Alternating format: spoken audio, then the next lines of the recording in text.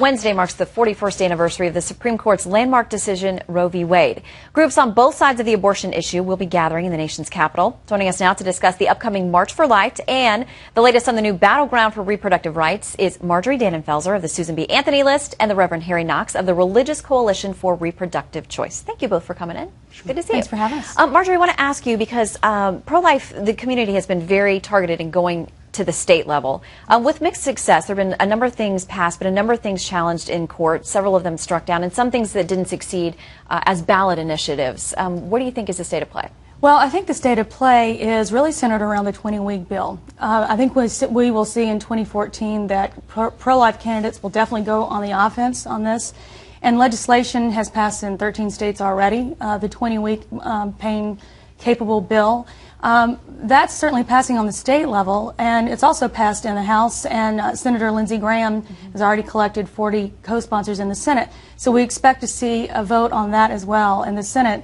I would say that it is exactly the crooked line that the partial birth abortion ban took when it made its way winding and through courts and through state legislatures and finally being signed by the president. So much the same track there. And we know that polling shows, recent polling on the 20-week ban, which is premised on the idea that fetuses can feel pain at 20 weeks, and so banning past that point.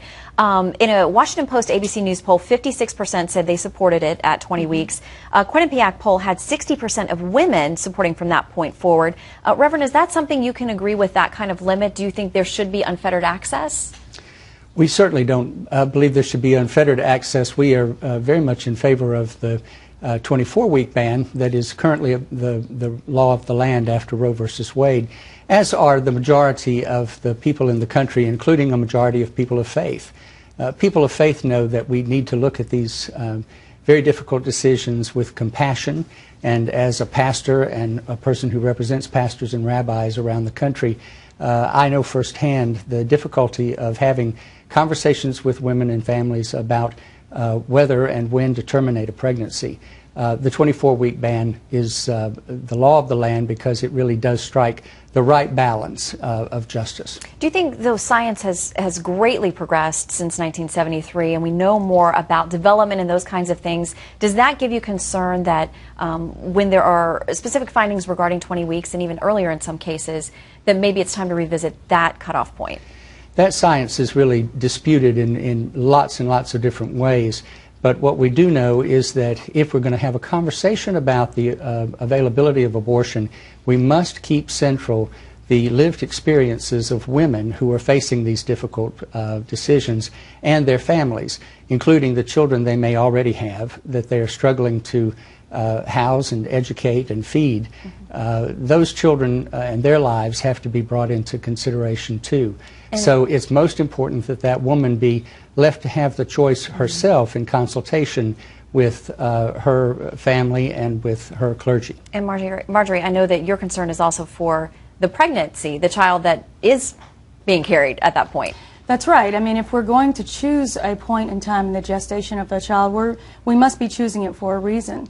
And I would say that the lived experience of women and the lived experience now we're seeing inside the womb of the unborn child shows that we're talking about two people. We're talking about two people whose lives need to be protected. On the child's part, we want to welcome him or her and protect him or her with the law. When it comes to the women that deserve our love and our support, they will have it. And they already have a safety net that's out there, and there are couples just dying to adopt children who can't be cared for in the families that they're coming into. I wish that were true, Marjorie, but the reality is that the very people who are working to try to get Roe versus Wade overturned, and that's really what we're talking about here. In the long term, all of these efforts are to get a case before the Supreme Court that would cause Roe to be overturned. Those folks are not working for greater access to prenatal care or postnatal care, educational opportunities for children, we got to or wrap other up, things. so 5 seconds. I would say you will find the most bleeding heart, kind, wonderful people in the March for Life this week. It's bigger, it's more female-dominated, and it's younger. And it's because they see this as the human rights movement of our time. And it's because they see two people that need our help. We've got to leave it there. Thank you both for having a constructive conversation about this, and of course we'll cover the events this week. Thank you.